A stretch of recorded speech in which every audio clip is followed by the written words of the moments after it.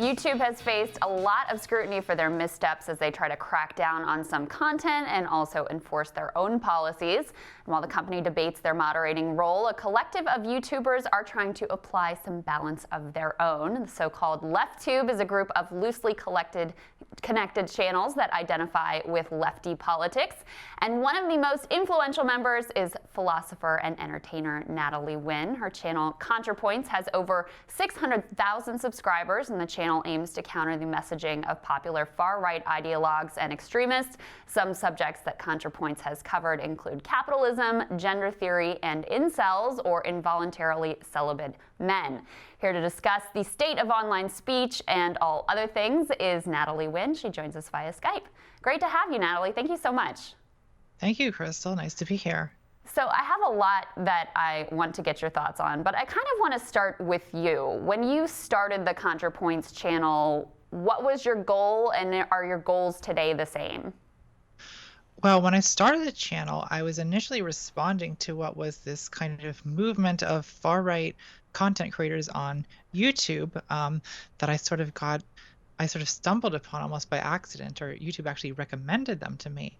And what I saw there was an opportunity that I thought I could take for someone who was able to kind of deconstruct that stuff, not from the kind of sort of morally outraged standpoint that people are expecting, but from instead this kind of disarming, sort of self-deprecating and comedic style. And in some sense, I'm still doing that exact same thing, although since 2016, I've changed a lot. The topics I cover have kind of changed as our world has changed and as the internet has changed, but the same basic idea is still there.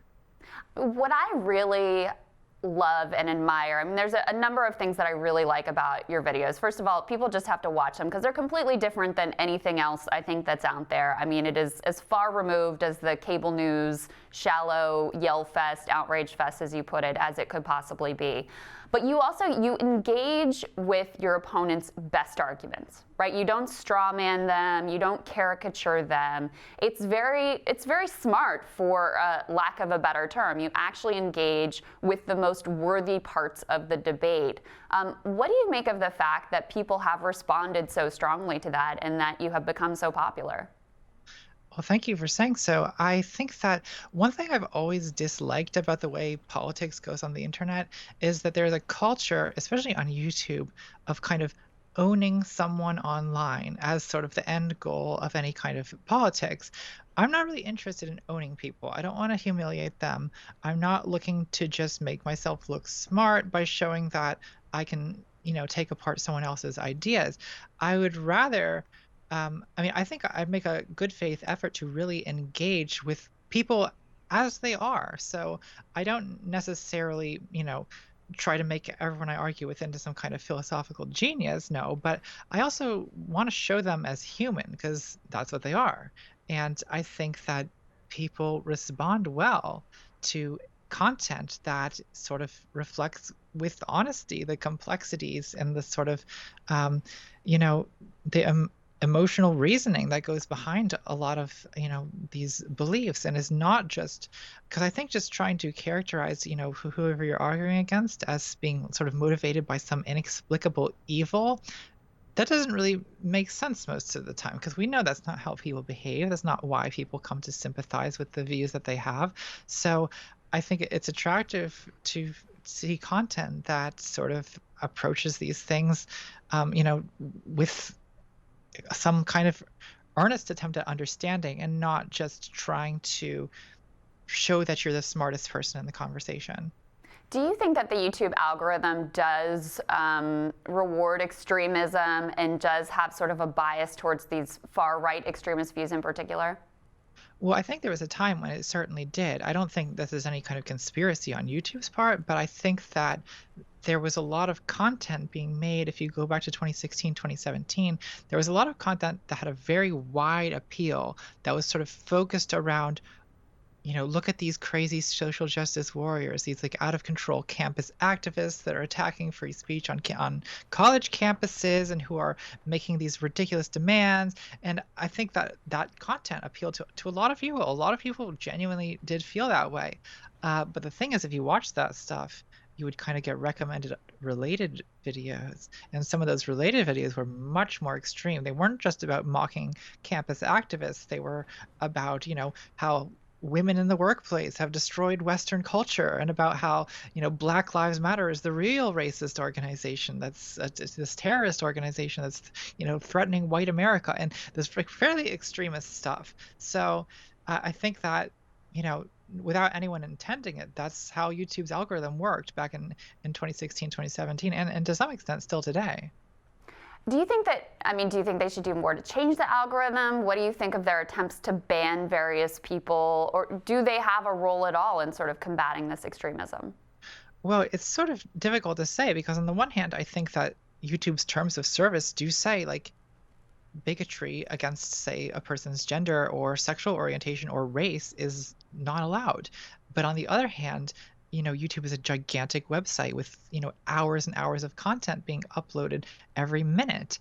And so I think, there's just no way for a human being to moderate it all. So it ends up being done by a computer. And the problem with having computers moderate things is that computers are not very sophisticated. So, suppose you're trying to ban, far right, white nationalist, white supremacist content.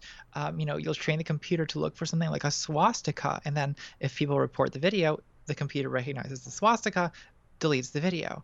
The problem with that is that the people who are pushing far right, white nationalist viewpoints don't use swastikas. They don't say the word white pride. They say heritage. They say migrants. They say identity. And the people who are showing swastikas are talking about Hitler. Those are generally the anti-fascist people. So just as an algorithm, winds up radicalizing people inadvertently, I think the sort of algorithmic moderation, or at least the automated moderation, ends up inadvertently sort of banning a lot of stuff that we don't want to be banned and not banning a lot of stuff that we may want to be banned. So, and I don't see any resolution to that problem. So I'm not very optimistic about YouTube stepping in to fix this.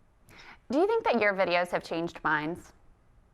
I do think so. I think that I don't claim to be the savior of the internet or anything of the kind. Like, I don't think any one person can fix this problem, but I think that my videos for some people have played a role in helping them step back from the edge of, these kinds of the siren song of this far right movement. And I think that I've heard from a lot of people who have had their minds changed by me on anything from transgender issues to academic feminism to saying that my videos help them step away from the alt-right. One of your most watched videos, and one of the ones that I really liked, really enjoyed, maybe the most of the ones that I've watched, was on incels. And I thought it was really interesting, both because of the way you approached it, but I also think that there is an underlying dynamic here with incels that is uniquely important in the Trump era. And I wonder if you share that view. Well, I do think that understanding Trump voters and understanding incels means understanding a lot of the same things. It's about, especially when it comes to younger men who support Trump, I think that there's this sense of a kind of being robbed of an inheritance or something that's deserved. That is, in the political world, it's this sense of, young white men, like, we ought to be inheriting this empire from our forefathers that we're supposed to run, and we don't want to have to share it with women and with non-white people. And among incels, there's this sense of like, we as men have this entitlement to have women who we deem desirable love us. And when that doesn't happen, in both cases, they look for someone to blame. And that blame turns vicious. What did you think of the debates that just happened? You had this great quote for The Economist. You said that Trump understands, you said something more or less like Trump understands we live in a marketplace of attention, not ideas. Do you think that any of the Democrats on the stage understand that and are approaching their campaigns to deal with that reality? Not really, no. I think that Democrats that I've seen are all kind of approaching this very earnestly, and that's not necessarily a Democrat Republican split, because I think a lot of what made Trump stand out on the debate stage at the Republican primaries in 2016 was that Trump alone seems to have that mindset. That is, you had a lot of Republicans on stage kind of fussing over policy or over, you know, these kinds of things that Trump would kind of just turn this into a circus. And the spotlight was just all on him, the journalists all covering him, everyone kind of fascinated by what this person was doing. Now, I do think that, that will have less of an effect the second time around. So I think maybe having a very earnest seeming Democratic nominee could actually be a strong contrast to Donald Trump, because at this point we're kind of habituated to Trump's antics, and I think that you know we're kind of sick of it. The novelty has worn off, so that doesn't necessarily make me nervous, but I do think that Democrats and liberals and leftists in general do have less of a feel for the kind of aesthetic or sort of rhetorical skill than politicians and pundits on the right. Why do you think that is? I think it's a combination of things. I think that a lot of right-wing ideas have a kind of sort of immediate emotional resonance to them. When I was following the rise of the alt-right, it was really striking to me was the sort of like vividness of the slang that they would use, the language they would calling men that they disagreed with cucks, for example. Seems to me to that's a very like deep like attack on a person's like almost like sexual dignity. And I think that that kind of thing and this paranoia about our country being overrun with migrants and like I think that these things kind of have this, they sort of go right to the lizard brain, right to the emotion centers of the human nervous system. And in a way that sort of sitting around reasoning about what percentage of people are taxed this and what percentage of people are taxed this, that's all very cerebral. And it does kind of worry me that it rhetorically may be weaker. So you actually think that the way to fight Trump, though, may be to have his exact opposite, to have someone who's just completely plain-spoken, earnest, the very opposite of a showman? I think that that could be effective. Yeah, I mean, it's difficult to say for sure. These things are hard to predict, but I do think that having a kind of big-mouthed showman, another one of those is I think it's going to have less of an effect the second time. So I do think that having someone who is very earnest and is sort of very sort of morally sincere in a way would be such a striking contrast that the numerous people who are sick of Trump may well be attracted to this very contrasting kind of personality. Do you think that the reactionary right that is kind of the typical YouTube right, do you think that's the future of the right in American politics?